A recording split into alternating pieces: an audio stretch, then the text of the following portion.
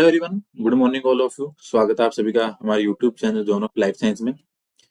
तो आज के सेशन के अंदर जो अपन ने लैब असिस्टेंट के लिए क्लासेस स्टार्ट की थी, जिसके 3-4 लेक्चर पहले अपलोड किए थे, ठीक है, बायोलॉजी के लिए।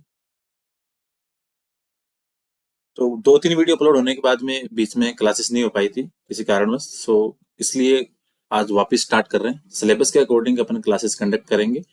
जिन्होंने प्रीवियस लेक्चर नहीं देखे हैं, आप जाना यूट्यूब पे, और जो अपना zone of life science channel है, यहाँ पे देखो, पहले 3 वीडियो डाले थे आपके,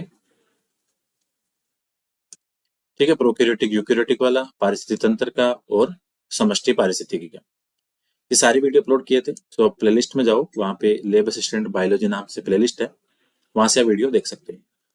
तो आज का नया लेक्चर अपना, और आज के लेक्चर में अपन बात करने वाले हैं जो कोशिकांग होते हैं, जो अलग अलग कोशिकांग हैं, ठीक है, उन सब के क्या क्या कार्य हैं उनको अपन डिस्कस करेंगे। जो सेल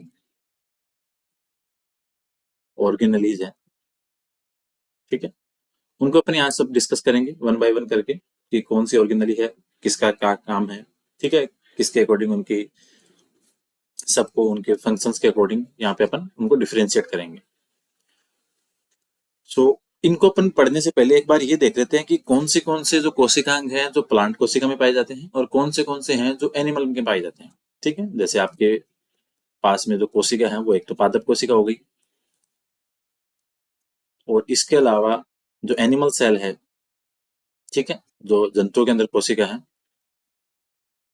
दोनों में अपन देखते हैं कि कौन से कोशिकांग दोनों में समानता है। ठीक है, कोशिकांग में समानता कि जो दोनों में प्रेजेंट है, और कौन से ऐसे हैं जो किसी एक में प्रेजेंट है, उसके में इसमें इनमें अपन असमानता है। सो कोशिकांग की बात करें तो यहाँ पे पहले 3-4 बातें करते हैं अपन। सो इधर आपकी ये रही पादप कोशिका, लिख देते हैं, और इधर आपकी जंतु कोशिका। पहले बात करें कि कोशिका भित्ति, ठीक है, कोशिका भित्ति की बात करें, सो ये प्लांट में तो आपके प्रेजेंट है, सो प्रेजेंट को अपन प्लस से दिखा रहे हैं, और एब्सेंट है तो यहाँ पे माइनस। सो कोशिका भित्ति है वो आपके प्लांट में प्रेजेंट और जंतु में एब्सेंट। अब इनके फंक्शन भी देख लेंगे एक बार, इनका मेन तो फर्क देख लेते हैं, ठीक है। इसके बाद में अपन यहाँ पे बात करें केंद्रक की, ये आपको दोनों में देखने को मिलेगा, ठीक है, इसमें भी है और आपका इधर भी है। इसके बाद में केंद्रिक आपकी बात करें न्यूक्लियोलस की, ठीक है,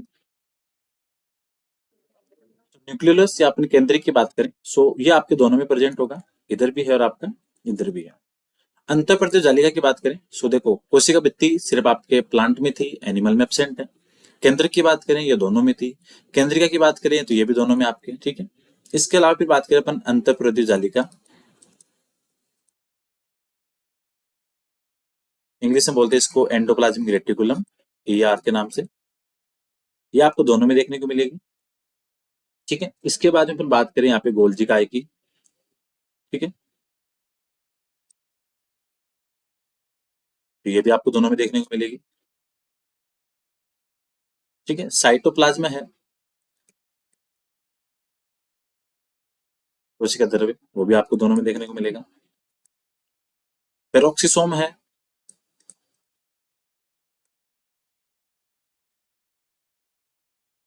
ठीक है, वो भी आपको दोनों में देखने को मिलेगा, ठीक है। इसके अलावा लाइसोसोम की बात करें,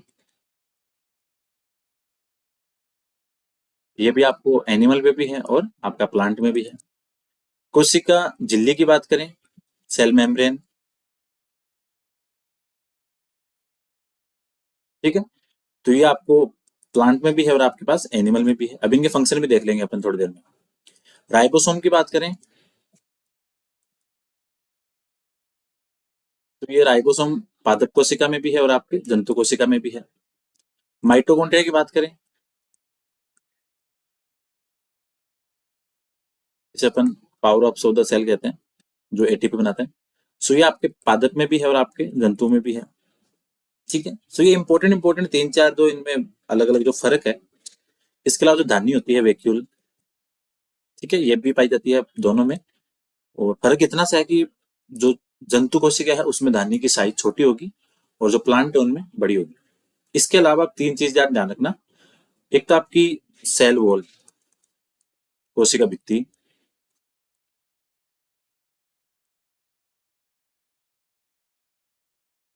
ठीक है, क्लोरोप्लास्ट,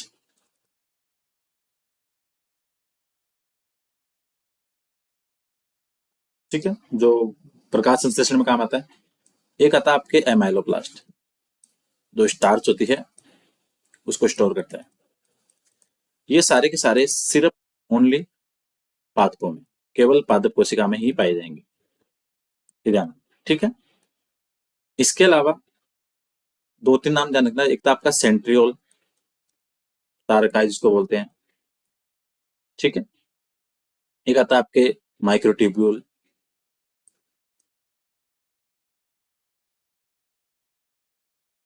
ठीक है। ये सिर्फ कहाँ पाए जाते हैं? आपके जंतु कोशिका में, केवल एनिमल सेल के पास में। तो इस चीज का आपको थोड़ा ध्यान रखना है, ये इंपॉर्टेंट है। अब देखो एक एक करके देखते हैं वापिस आपके।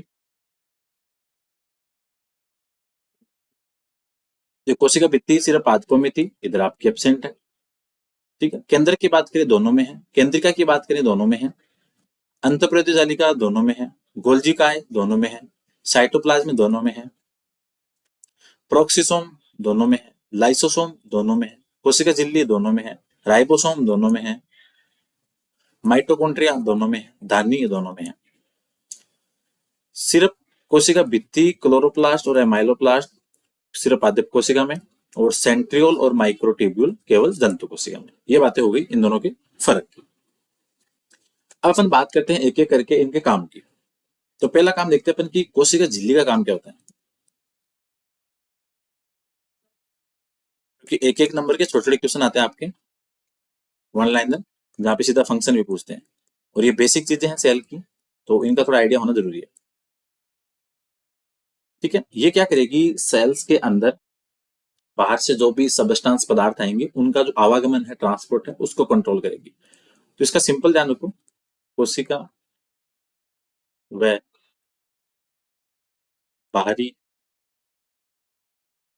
वातावरण के साथ पदार्थों का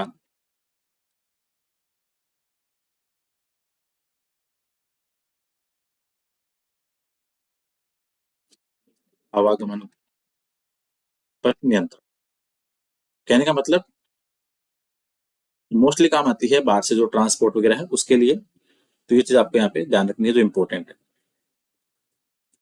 इसके अलावा ये सुरक्षा भी प्रोवाइड करवाती है, ठीक है। ये बात होगी किसकी, आपकी कोशिका झिल्ली की। तो मोस्टली आपको ध्यान रखना है बाहर से कोई भी पदार्थ अंदर आ रहा है उसका जो रेगुलेशन है वो कौन करती है कि आपकी सेल मेम्ब्रेन। इन चीजों का थोड़ा ध्यान रखना है जो एग्जाम के लिए इंपॉर्टेंट है, क्योंकि छोटे छोटे क्वेश्चन बनते हैं तो वहां पे बेसिक वाली चीजें भी पूछते हैं। कोशिका भित्ति की बात करें, ये सिर्फ आपके पादपों में है, लेकिन फंक्शन तो अपने को पता होना चाहिए। कोशिका भित्ति, इंग्लिश में बोलते हैं इसको सेल वॉल। बनती किसकी है? ये सेलुलोज की बनी होगी, ये ध्यान रखना, ठीक है, सेलुलोज की बनी है। इसका काम है कोशिका को स्ट्रक्चर और प्रोटेक्शन प्रोवाइड करना। कहने का मतलब कोशिका को आकार देगी, यांत्रिक आधार देगी और सुरक्षा। कौन सी कोशिका को? पादप कोशिका, ठीक है। जंतुओं में तो है ही नहीं, तो सिर्फ किसमें है? पादप कोशिका। इसके बाद बात करें अपन,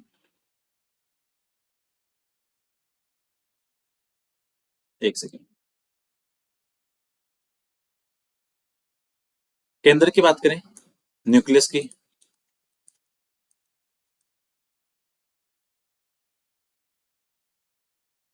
ठीक है। सो जो आपका जेनेटिक मटेरियल है, आनुवंशिक पदार्थ, उसके लिए जिम्मेदार कौन है? केंद्रक, वही मिलेगा आपको। आनुवंशिक पदार्थ क्या होते हैं? डीएनए वगैरह, ठीक है।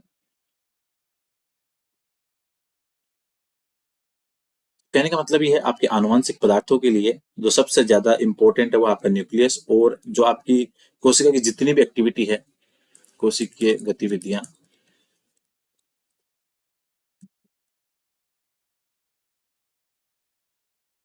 नियंत्रित।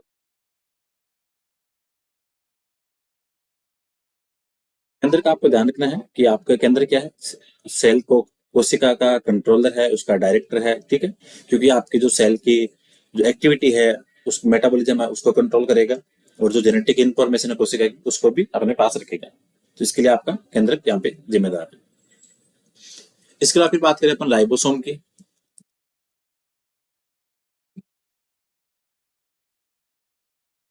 ठीक है, राइबोसोम की बात करें तो ये मोस्टली काम आता है प्रोटीन फॉर्मेशन में, प्रोटीन निर्माण के लिए। ठीक है, छोटी छोटी चीजें हैं, लेकिन एग्जाम के लिए या तो डायरेक्ट क्वेश्चन बनते हैं, तो हर एक बात का कि कोई भी आपको कोशिकांग का नाम देके फिर पूछते कि भाई इसका काम बताओ, तो इसके लिए इंपॉर्टेंट है। दूसरी चीज, राइबोसोम का ध्यान रखना, ये सबसे छोटी कोशिकांग है, स्मॉलेस्ट कोशिकांग। ठीक है, इसको बोलते हैं प्रोटीन फैक्ट्री, कोशिका की प्रोटीन फैक्ट्री बोलते हैं किसको, राइबोसोम को। ठीक है, यहाँ से ध्यान रखना आपको। दूसरी चीज, जो आपका राइबोसोम है वो प्रोकैरियोटिक में होता है 70S प्रकार का, और इसमें एक तो होती है लार्ज यूनिट, बड़ी इकाई, वो होती है आपकी 50S की, और एक होती है छोटी इकाई, वो होती है आपकी 30S की। फिर अगर अपन बात करें कि यूकेरियोटिक कोशिका में राइबोसोम होगा 80S प्रकार का, इसमें बड़ी इकाई तो होगी आपकी 60S की, और छोटी होगी आपकी 40S की। सो इसका ध्यान रखना, ठीक है। सो राइबोसोम का इंपॉर्टेंट चीज है, ध्यान रखना, ये काम आता है आपके प्रोटीन निर्माण के लिए। ठीक है, सबसे छोटी ऑर्गेनली है, और प्रोकैरियोटिक में 70S की है, और यूकेरियोटिक में 80S की है।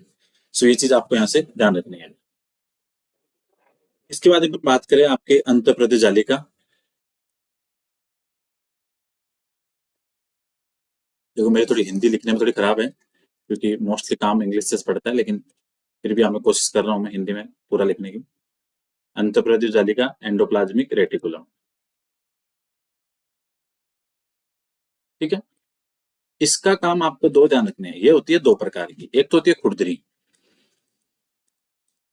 खुरदरी इसलिए है कि इस पे प्रेजेंट होते हैं राइबोसोम, और राइबोसोम प्रेजेंट है तो इसकी जो सतह है वो खुरदरी होती है। और खुरदरी अंतःप्रदेश जालिका का काम है प्रोटीन बनाना, ये ध्यान रखना, प्रोटीन निर्माण।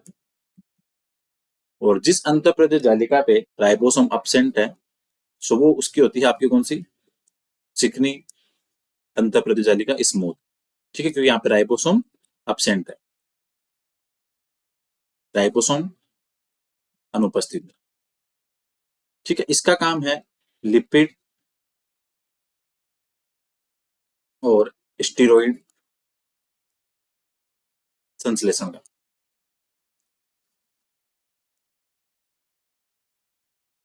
ठीक है, मोस्टली आपको ध्यान रखना है कि जो आपके अंतःप्रदेश जालिका है वो दो प्रकार की है। एक वो है जिसपे राइबोसोम पाए जाएंगे, उसकी सतह खुरदरी होगी, उसका काम है प्रोटीन बनाना। और जिसपे राइबोसोम अब्सेंट है, उसका काम है क्या, लिपिड और स्टीरोइड बनाने का। तो ये चीज ध्यान रखनी है। दूसरा, इसका ध्यान रखना, जो केंद्र की जो मेम्ब्रेन है उसका भी निर्माण करता है। ठीक है, केंद्र की जो झिल्ली है उसका निर्माण किससे होगा, आपके एंडोप्लाज्मिक रेटिकुलम से। सो क्वेश्चन बन सकता है एग्जाम में आपके डायरेक्ट कि प्रोटीन और लिपिड के निर्माण के लिए जो कौन सी ऑर्गेनली है, कौन सा कोशिकांग है, तो आपका आंसर क्या होगा, एंडोप्लाज्मिक रेटिकुलम। ठीक है, तो ये चीज यहाँ से ध्यान रखनी है। और ये आपकी लाइसोसोम भी बनाएगी। ठीक है, लाइसोसोम जी बॉडी। ठीक है, लाइसोसोम गोल्जी का है, इन सब का निर्माण भी ये करेगी। ठीक है, तो ये चीज यहाँ से आपको ध्यान रखनी है जो इंपॉर्टेंट है। इसके बाद में आता है आपका गोल्जी कॉम्प्लेक्स, जिसको गोल्जी बॉडी बोलते हैं या गोल्जी काय बोलते हैं, गोल्जी कॉम्प्लेक्स। ठीक है, गोल्जी बॉडी भी कहते हैं, गोल्जी, हिंदी में इसको गोल्जी समिक्सर बोलते हैं, कॉम्प्लेक्स को। ठीक है, इसका काम है प्रोटीन के एक जगह से दूसरी जगह पे संचार के लिए, वहां से आगे भेजने के लिए। ठीक है, तो इसका ध्यान रखना, इंपॉर्टेंट ये भी। जैसे आपकी एंडोप्लाज्मिक रेटिकुलम से प्रोटीन बनती है, उसको आपका जो गोल्जी बॉडी है ये क्या करता है, उसको आगे भेजने का काम करता है। ठीक है, तो एक तो ध्यान रखना यहां से अगर क्वेश्चन बने कि गोल्जी बॉडी का काम बताओ, सो आंतरिक विधि जिसको बोलते हैं इंग्लिश में प्रोसेसिंग, ठीक है, स्थानांतरण, ट्रांसपोर्ट, ठीक है, जो प्रोटीन बनती है उसके आगे दूसरी जो कोशिकाएं वहां पे उसको भेजने का काम किसका है, आपके गोल्जी बॉडी का, ठीक है, और उसको बोलते हैं ग्लाइकोसाइलेशन, ठीक है। कहने का मतलब जो प्रोटीन बनी है उस पे कार्बोहाइड्रेट जो लिपिड वगैरह है उसकी जो प्रोसेसिंग है वो सारा का सारा जो केमिकल मॉडिफिकेशन कहाँ पे होगा, आपके गोल्जी बॉडी में, इसको बोलते हैं ग्लाइकोसाइलेशन। और ये आपके लाइसोसोम का निर्माण भी करती है, ये ध्यान रखना आपको। जो सेल प्लेट है उसका निर्माण भी करती है, ठीक है, सेल वॉल का जो मटेरियल है कोशिका भित्ति का उसका निर्माण भी ये करती है, तो ये भी आपको यहाँ से ध्यान रखना है। फिर आता है आपके लाइसोसोम, ठीक है। लाइसोसोम के पास में होते हैं आपके एसिडिक एंजाइम, ये ध्यान रखना है। कौन से एंजाइम है, एसिडिक एंजाइम। और ये कितनी पीएच पे काम करते हैं, पीएच 5 पे, ये ध्यान रखना है आपको। एसिडिक एंजाइम है, ठीक है, तो कितनी पीएच पे काम करेगी, पीएच 5 पे काम करेंगे, ये आपको यहाँ से ध्यान रखना है, एग्जाम के लिए काफी इंपॉर्टेंट है। तो डायरेक्ट क्वेश्चन आता है कि कौन सा कोशिकांग है जिसके अंदर आपके एसिडिक एंजाइम पाए जाते हैं।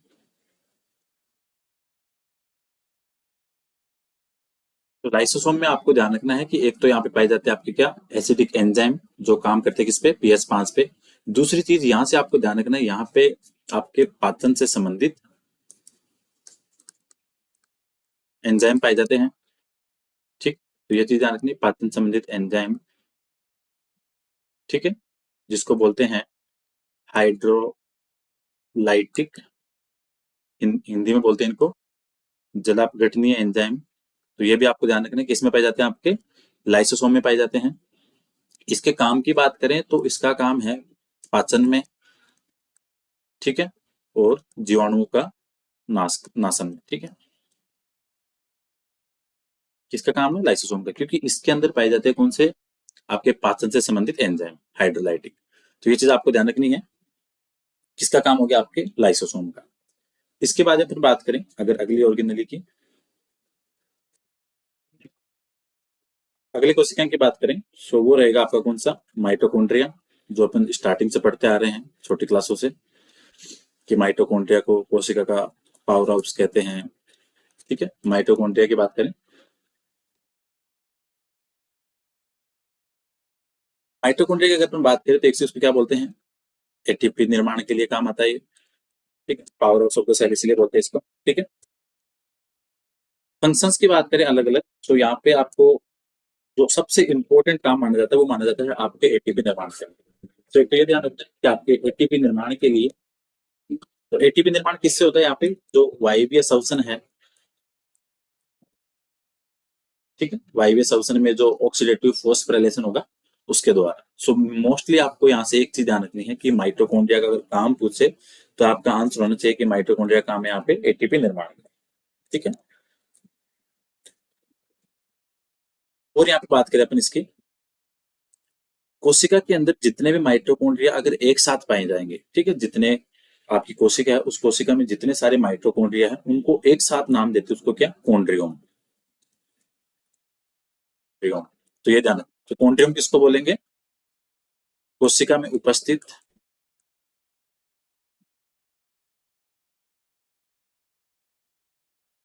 सभी माइटोकॉन्ड्रिया, उन सबको एक नाम क्या देंगे अपन, कॉन्ड्रियोम, ठीक है। तो ये ध्यान रखना, काम होगा इसका क्या, आपका एटीपी निर्माण का, क्योंकि यहाँ से आपको सिर्फ इनके फंक्शंस पता होने जरूरी है, वहां से क्वेश्चन बनता है। क्लोरोप्लास्ट की बात करें,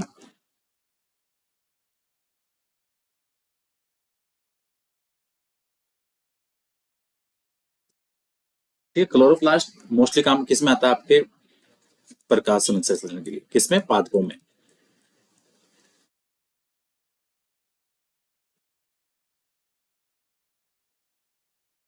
ठीक है। कहने का मतलब जो आपका हरित लवक है उसका काम है प्रकाश ऊर्जा को रासायनिक ऊर्जा में बदलना,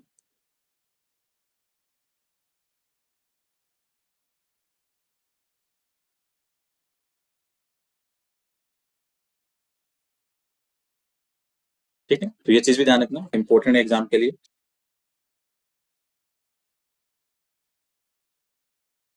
मोस्टली किसका काम रहेगा?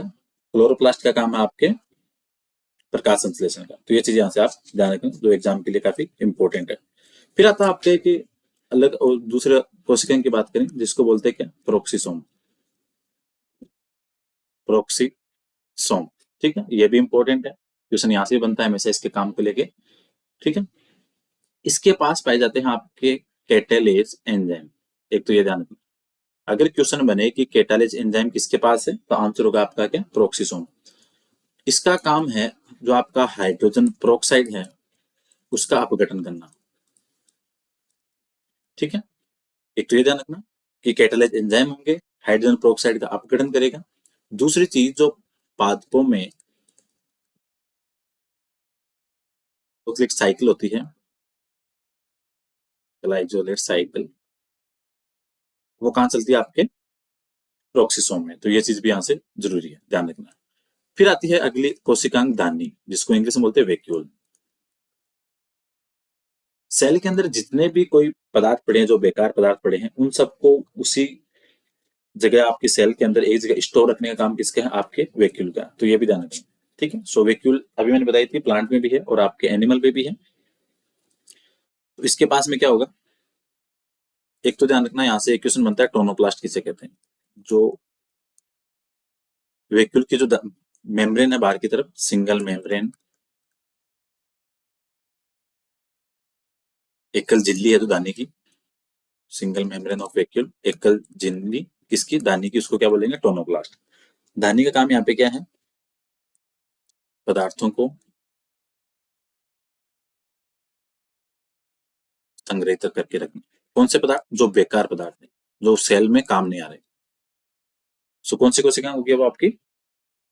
दानी होगी, वैक्यूल। ठीक है, तो सिंपल ध्यान रखना, पदार्थों को क्या करेगी? जो बेकार पदार्थ है उनको सेल में रखेगी, जिससे उसकी सांद्रता पूरी बराबर बनी रहेगी। चाहे वो पदार्थ कोई भी हो सकता है, एक्स के उत्सर्जी पदार्थ हो, चाहे फिर पानी हो, जो आपकी कोशिका में काम नहीं आ रहा।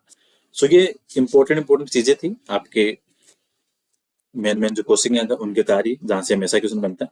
सो इन सब का यहाँ पे ध्यान रखना, एग्जाम के लिए इंपॉर्टेंट है। कोशिका में और पादप कोशिका में, जैसे पादप और जंतु कोशिका में अंतर वाला देख लिया, अलग अलग जो कोशिकाएं हैं उनके कार्य देख लिए। ठीक है, अगली जो भी क्लास होगी उसके बारे में जल्दी बता दिया जाएगा। ठीक है, अगली क्लास कोशिश करेंगे आनुवांशिकी से संबंधित लेके आएंगे, बाय वन करके आपका पूरा सिलेबस है बायोलॉजी का, वो यहाँ पे पूरा आपका करवा दिया जाएगा। सो जिन्होंने प्रीवियस लेक्चर नहीं देखे हैं वो एक बार जरूर देखना, कि कोशिश कर रहे हैं आपके हिंदी और इंग्लिश दोनों में कमांड में क्लास लाएं। ठीक है, क्योंकि इंग्लिश तो मैं डेली पढ़ाता रहता हूँ, लेकिन कोशिश कर रहा हूँ कि बच्चे सारे लेब असिस्टेंट हिंदी वाले हैं, तो इसलिए कोशिश ये रहेगी कि मोस्टली क्लासे हमें हिंदी लैंग्वेज के अंदर ही लूँ, पढ़ाना लिखाना समझाना सब आपका हिंदी में रहेगा। ठीक है, जो भी आपके साथ वाले तैयारी करने वाले हैं लेब असिस्टेंट की, उनको वीडियो जरूर भेजना। ठीक है, और बाकी जो भी क्लास होगी वो आपको पता लग जाएगी। So thank you so much for watching.